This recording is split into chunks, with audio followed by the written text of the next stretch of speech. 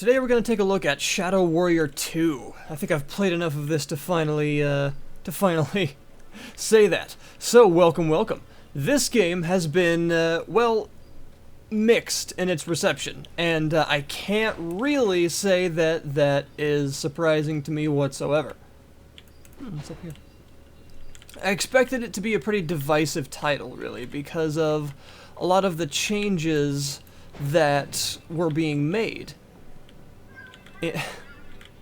Of course, in its creation, and really, like I said, I definitely expected to see that, and it was pretty clear from the outset that the different direction that they were headed with it was most certainly something that was going to turn some people away and attract different people, and that's exactly what it's done.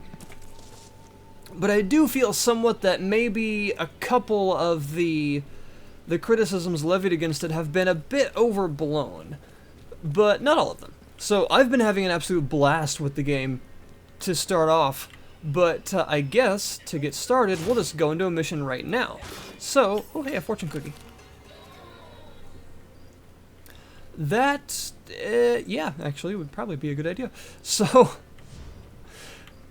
to start off, we'll talk about how the game actually works in terms of this area I'm in right now. So, unlike the first Shadow Warrior, it doesn't have a sort of linear level-based progression. In fact, you have a hub area, and you go teleport from this hub area to various locations via the mission menu, and you can in fact return to these areas and free roam around them if you want to. And you will actually take quests from various NPCs and turn them back in for rewards.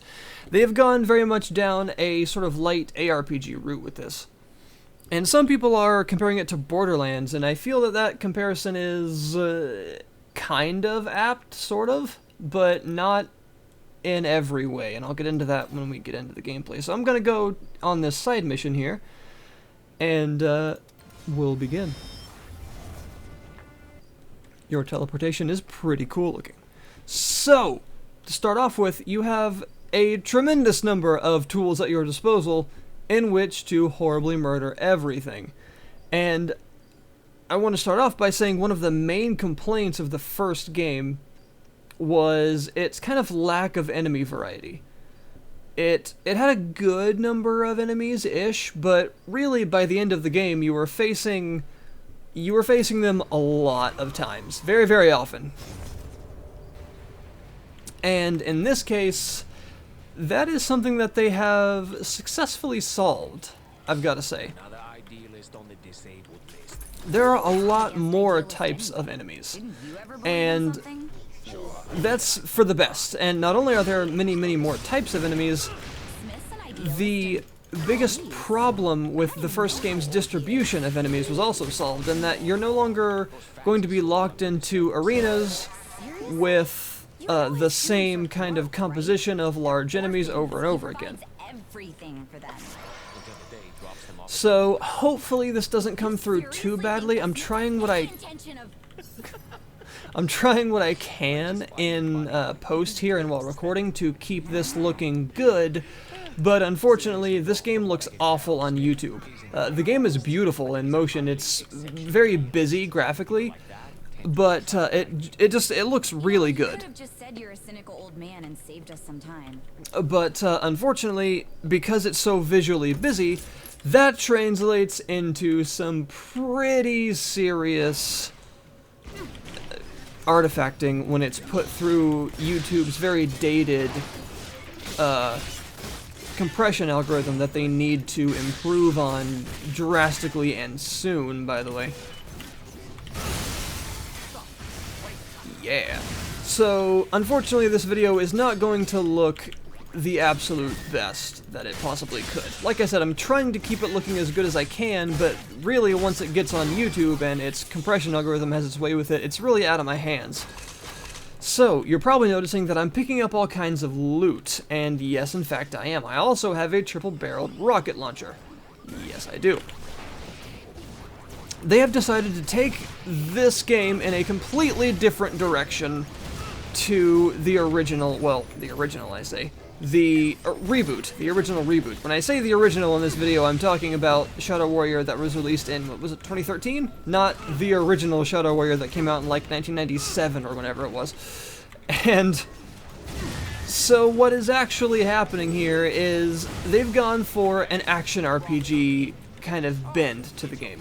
There are lots and lots of guns, there's lots of loot, you can modify your weapons, there are damage numbers and elemental types and stuff like that. And enemies have health gauges and, you know, Diablo-like modifiers on them. Like you saw, there was that enemy earlier that had like resistances to different elements and things like that. That one has Vital on it, which means it regenerates health when it's damaged. Stuff like that. There has been a significant shift in how the game actually operates because of all this, and there's loot all over the ground. Some people are going to absolutely despise this change, and I totally understand, because that is not at all what the first game was like, and that might not be at all like what people are expecting of this game. Personally, I love it. I think it's a really cool change, and although I really, really liked the Shadow Warrior reboot that they did in 2013, I am not at all opposed to this particular change, and I kind of appreciate the risk-taking that they're doing with it. However, the whole looter-shooter thing is a pretty controversial, I suppose, subgenre of FPS as it is. Now, first thing I want to say is that the shooting itself is really damn satisfying. The combat in general is satisfying. That was one thing that the reboot did well in general. The combat was fantastic. The shooting in Shadow Warrior 2013 was okay. Some weapons were a little more anemic feeling than others. Oh god. That one, as you can see, has all kinds of modifiers to it. And others, especially the melee weapons, were absolutely fantastic feeling. In this case, both melee and range weapons feel incredible to use. The combat in the game feels kinetic, it's fast, it is frantic, it is highly responsive because the game is just so quick and smooth. It runs very well, by the way, it's very well optimized, and it has a just significant amount of graphics options to help tweak it so that it will run well on your system. And because of the large and varied selection of weapons available to you, the combat is just, it's so good. I mean, think Wolfenstein, the new Wolfenstein, that level of smoothness and satisfying to the gunplay, it's that good. It feels great. And a lot of people have been saying that that feeling is undercut somewhat by the bullet sponginess of some enemies. And I want to say that that aspect of the game has been overblown a bit. As you see, that enemy right there was meant to be a pretty tough, tanky enemy. It was a superior enemy, which means it was an enemy that by default has a lot of extra health and some modifiers to it. But even it wasn't all that tough. I was able to kill it single-handedly with my sweet new automatic shotgun here. By the way, this thing is amazing. I've modified it a bit. It fires 2 shells at once and is fire elemental. And, you know, I was able to take it down, and that was that. And that was one of the tougher, more bullet spongy enemies that I've encountered in this level so far. Most enemies go down very quickly, and the only enemies that are really bullet spongy are the bosses, which are kind of meant to be. That's the point of them. I mean, even in games that aren't, say, Borderlands, which of course, Borderlands does have a problem with bullet spongy enemies, and I would say that this game does not inherit that amount of sponge to the enemies. No, not anywhere near that amount. Now, I have not played this game in co-op. This game does have 4-player co-op. And I imagine that the health of the enemies does indeed scale up for that. I have to admit that I don't know how much. Sorry for talking over the dialogue here. The dialogue's pretty funny most of the time. But, so, I mean, I understand. I'm very, I guess, accepting of the idea that a lot of the bosses kind of need to be bullet spongy, because in a game like, in any shooter really, what's the point of going up to an epic boss battle and then shooting them in the head once and them dying, like most enemies? That would be very, very anticlimactic.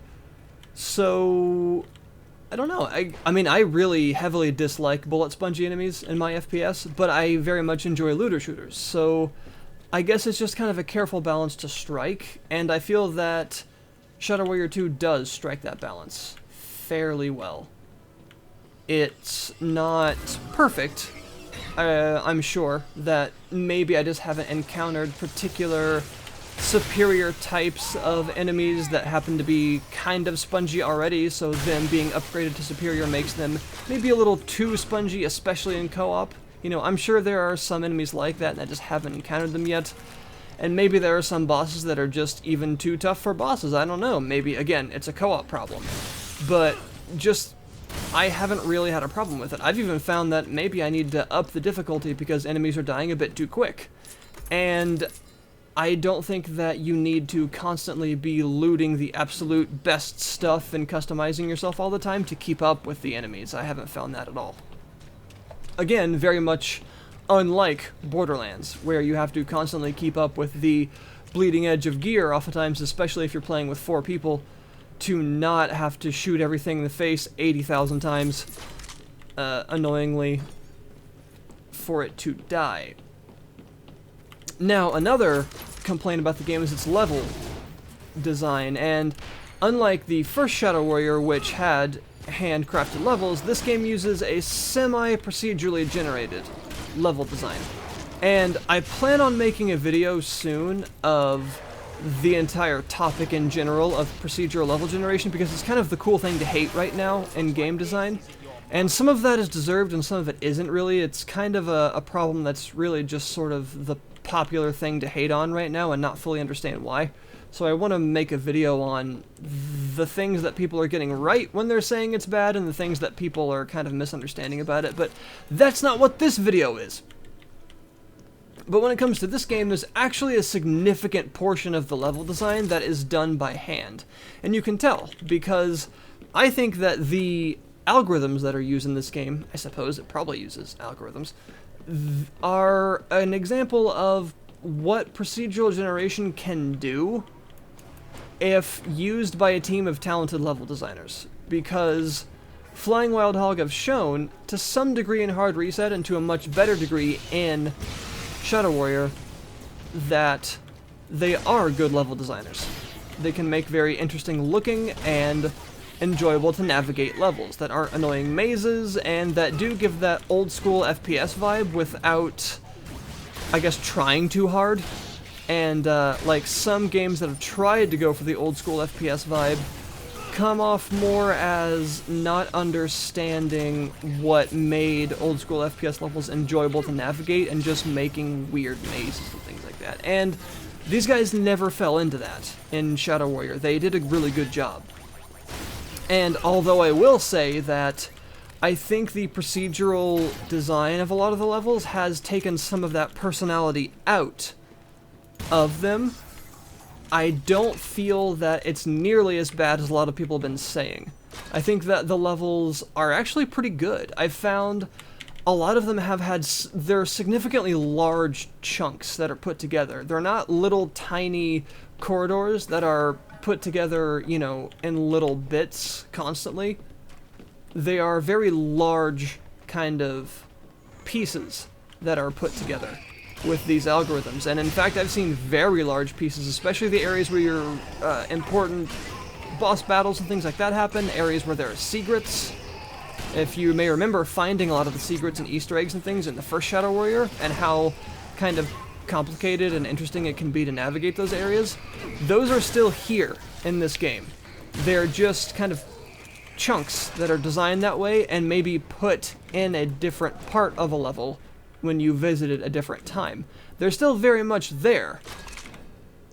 It's just that instead of the entire level being designed around them, they are inserted somewhere else, which is interesting.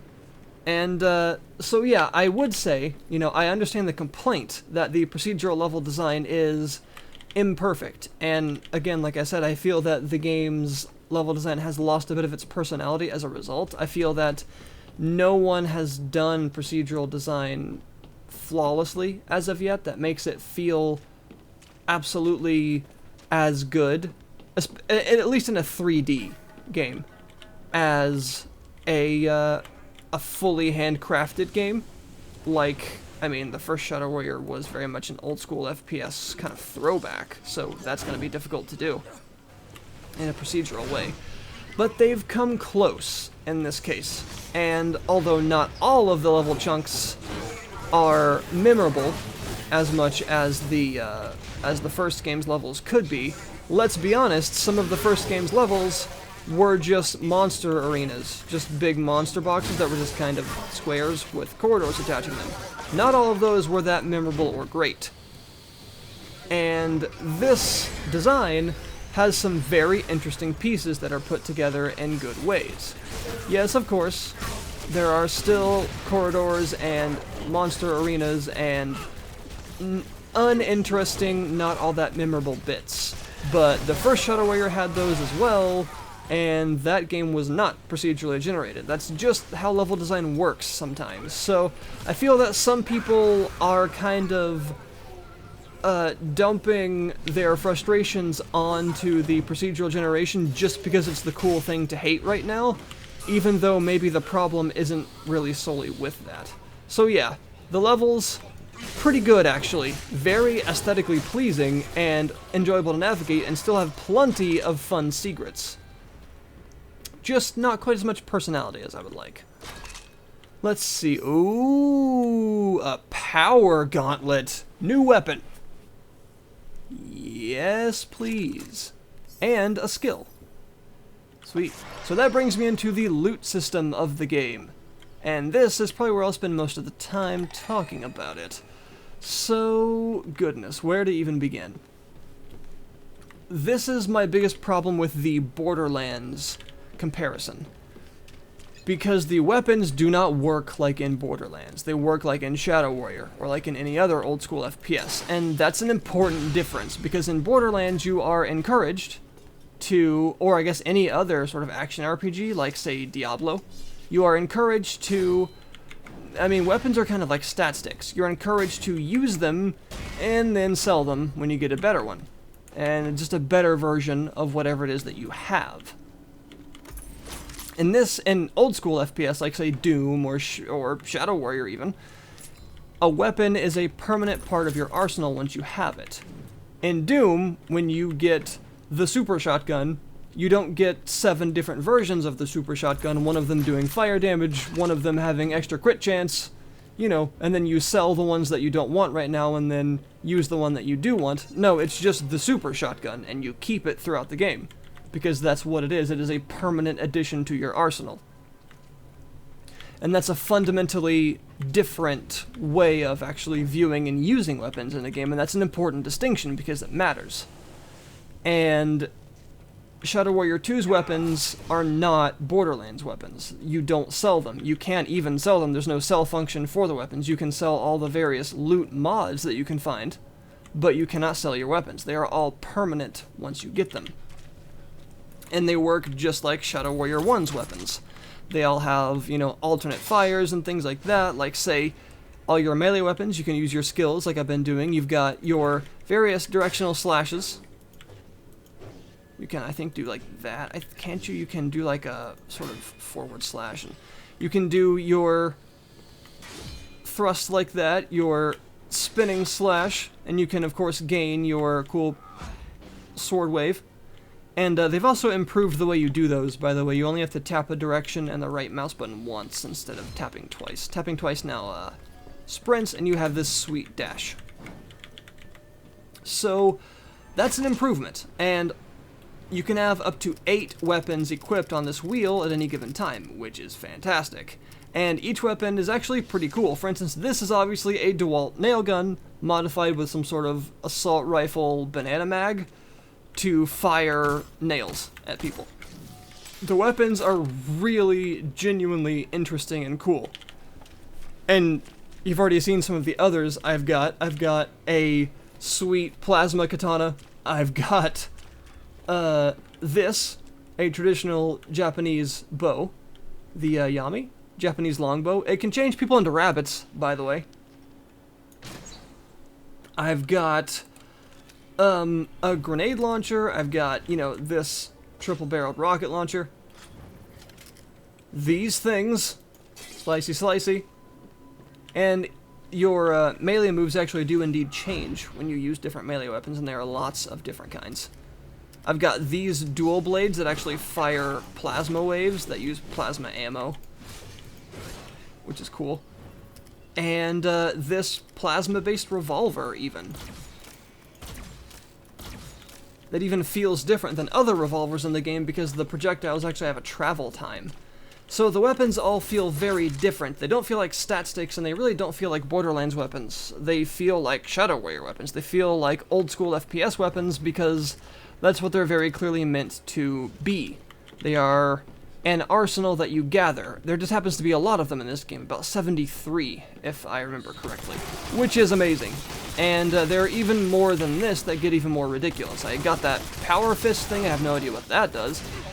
There's a sort of automatic plasma grenade launcher. There's these weird sort of boomerang blades that I don't know exactly what they do yet because I haven't had the chance to buy them. There's a chainsaw. There's a chainsaw katana because, you know, why not? There is actually the super shotgun from Doom. It's not just a double-barreled shotgun, it is actually the super shotgun from Doom. It even has a reference to it in the name. And there's many more besides that, and the weapon selection is definitely one of this game's finest points, and I think that's why I really don't like the comparison to Borderlands in that aspect, because the weapons are really cool. They're not just templates to put stats on and to be sold when you get a sort of slightly better statted version. They are a permanent arsenal that you accumulate. The loot is a bit of a different beast. Every weapon has 3 slots that you can put things into. And unfortunately, most of these are not all that exciting. There are some really cool ones. Like, I mentioned that automatic shotgun I have fires 2 shells at once, which is pretty cool. There's things like piercing ammo. I actually have a mod that I could put on my triple rocket launcher to make it actually fire 2 barrels at once. But I instead have a mod on it that makes it fire a sort of a missile that splits, sort of a cluster missile launcher instead. And there are lots of course, elemental mods, which are nice, but not really exciting per se. You know, they're not super interesting, they're just... It is a functional mod system it does its job, I guess is the best that could be said about it most of the time. There are really interesting mods, but they are not the majority of what you'll be finding. They are cool highlights in an otherwise fairly run-of-the-mill kind of weapon modification system. A lot of people have also complained that the weapon modification system and everything kind of messes with the pace of the game. And I feel that that is kind of a problem of your own making. And it definitely would if you constantly... Like, I'm picking up mods like this one right here, for instance. Extra damage is fire, damage converted to fire. As you can see, not all that exciting, but hey. I'm picking up a new weapon earlier, a bunch of mods and things. If I checked my inventory and switched my weapon stuff around every time, it would take forever. The gameplay is fast and frantic and amazing, but it would be at odds with the modding system if I constantly interrupted the gameplay by doing that. But really, I think you're meant to not do that, because it's clear the game is clearly designed in that way, in my opinion, because first of all, you have 8 weapon slots, which tells me that you're clearly meant to have a good selection of modded weapons to deal with the situations already. You know, you're not strapped for space, and you don't have an inventory limit, so I can pick up as many mods as I want in the mission. I think you're not meant to interrupt the game flow and the combat flow.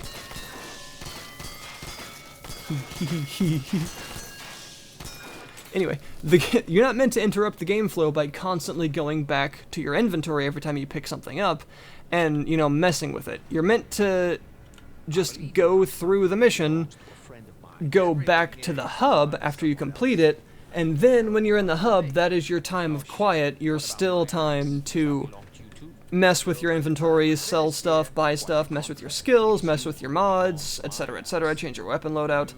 That's the time to do that. Doing it over in your mission, when you're actually meant to be killing stuff and running around, is, yeah, that is at odds with the gameplay. That does slow the pace of the gameplay down, and that does clash with the game design, because that's not how you're supposed to do it. Very clearly, it's designed in a way that tells you you have unlimited inventory space, you have plenty of weapon slots to make a loadout to deal with lots of situations. You're meant to collect this stuff in mission, then sort through it afterwards. Now, that is not to say that that is an enjoyable experience. The inventory system isn't great. There isn't a good way, unfortunately, to... This weapon is awesome.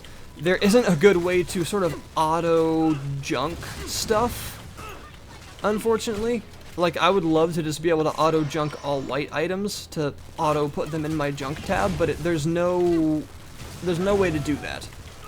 And I'd like for the, at least for an option, to be able to set the inventory menu up as a grid or something, but it's kind of a very console menu-like list that's somewhat annoying to navigate. So I don't really look forward most of the time to navigating all those menus when I get back to the hub area, which is kind of a shame, because in a game with all this sweet loot, you would think that, you know, you would want the player to be excited about going back to the hub and messing around with other cool new stuff. I am always excited about messing around with my cool new weapons, but I'm usually not all that excited about messing around with all these mods. I just kind of want to slot in some of the best stuff I have, get a good variety of elemental mods on the weapons, make sure I have, you know, a good number of different elements on whatever I have in my 8 slots, equip the best stuff I've got, maybe get some interesting stuff like fire modes, ammo types, if I have any of those, and that's about it. I try to spend as little time as possible. So while I do think that a lot of the complaints about it interrupting the flow of the gameplay are kind of the fault of the people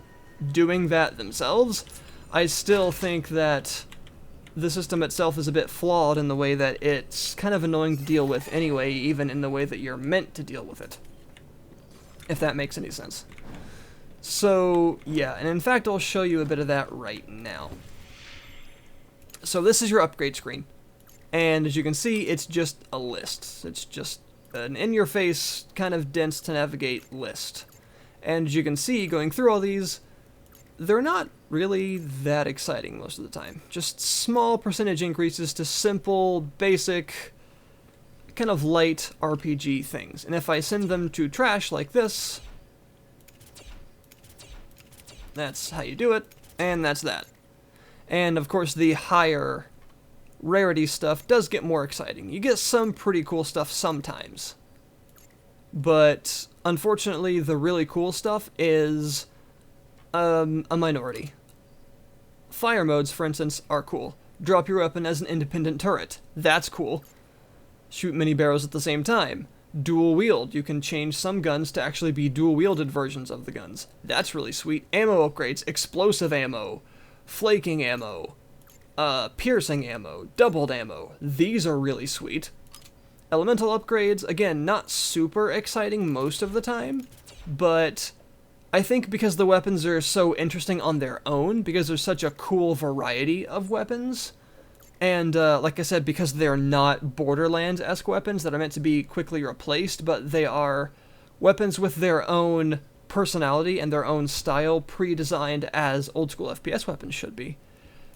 These culminate in being somewhat fun to add and actually make an effective and powerful weapon, but overall, the really interesting stuff is a footnote to the much less interesting stuff, unfortunately. You also have a couple of other things. You can upgrade your armor. You have 3 slots in your armor that are just kind of passive upgrades. Not super interesting. You have an amulet that you can equip. These tend to be pretty cool, actually. They are usually fairly significant passive bonuses and things like that. And you also have a 3-slot limit of upgrades to your powers, which I haven't really shown you much of, so I should probably do that. Yeah. Unfortunately, even though I wanted to show you this too, this junk system, there is no sell all junk button, which is kind of silly. If you have a junk menu, and yet when you go to the vendor, there is no sell all junk button, you just have to spam this button as fast as you can. That's a little silly. So here's the skill system. It's pretty cool. You can get these cards as rewards, you can buy them, and you can find them as loot.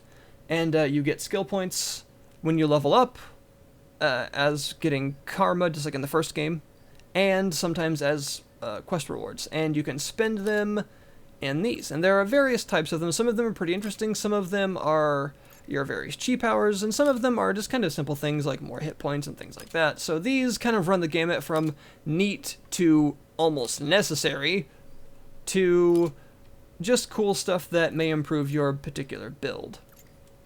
And I appreciate the variety. Always appreciate that. You also have the Wangclopedia, which is very important, by the way. What does it say about the Emperor's Touch? It's basically a power fist. Wrist-mounted electricity lance. So I want that, like, pretty bad. It has a gem set in it. Some weapons have non-removable gems slotted in them.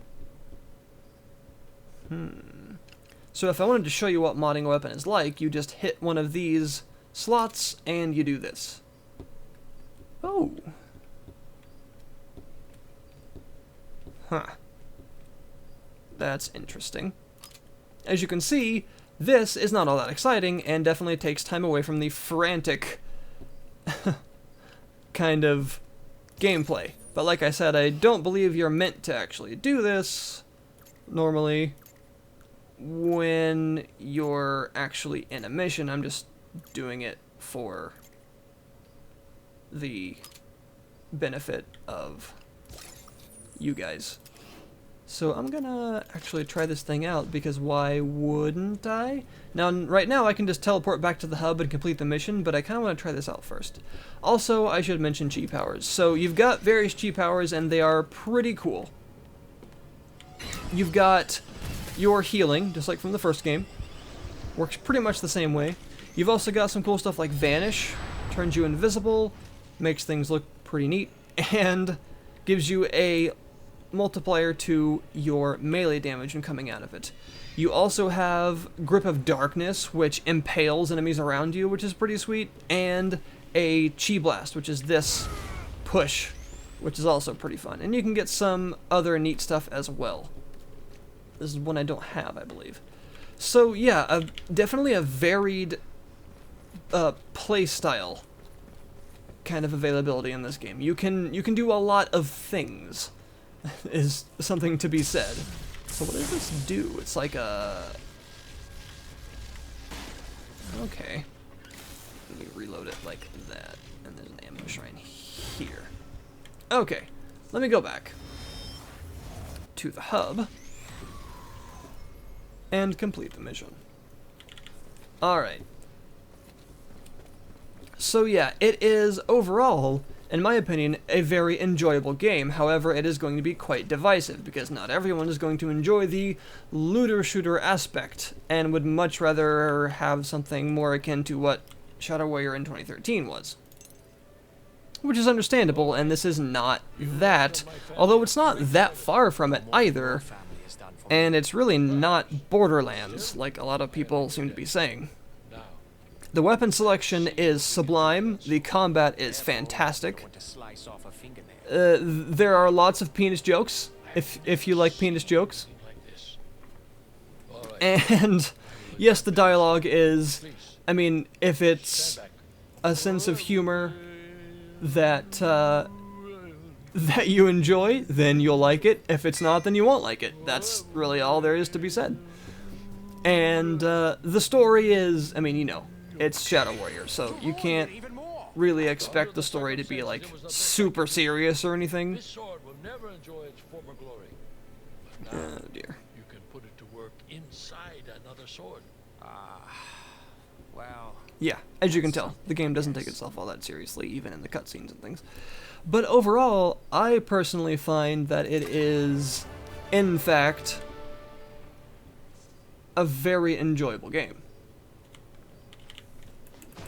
And I think that it probably will take... That is a lot longer range than I thought it was at first. Sweet. I think it'll take some time for the individual to actually decide if they like it or not. They'll have to get some cool weapons, kind of mod them out a little bit, see if the gameplay is for them. But it is very satisfying gameplay, and although the change in format is a bit jarring... Whoa, that's pretty serious. It is really damn good.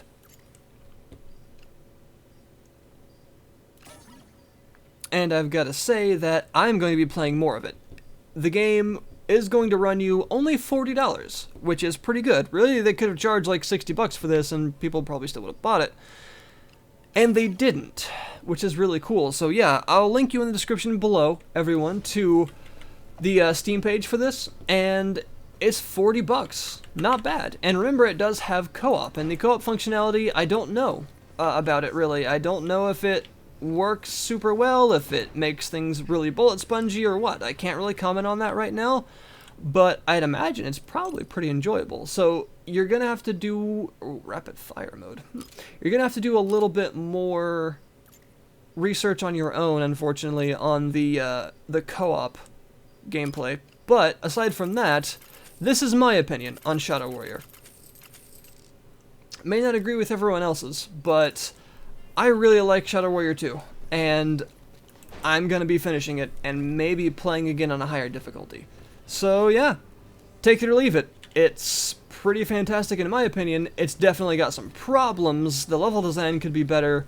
The modding system could be more interesting, but the weapon selection is awesome. I'm always wanting to see what I'm gonna get next. The enemies are a lot more varied and enjoyable to fight now. The AI is pretty good too, and I think overall that's what's keeping me going. And really, in a shooter like this, it's all about the combat being super satisfying, and it absolutely is. So yeah, that's my opinion. Hopefully that helps to balance out some of the other opinions out there, and you know, don't take it as the only one, because there are lots of other people out there that can give you just as good, just as balanced of an opinion. So balance this video with some others out there and make your decision. Thank you very much for watching, everyone, and I'll see you guys next time.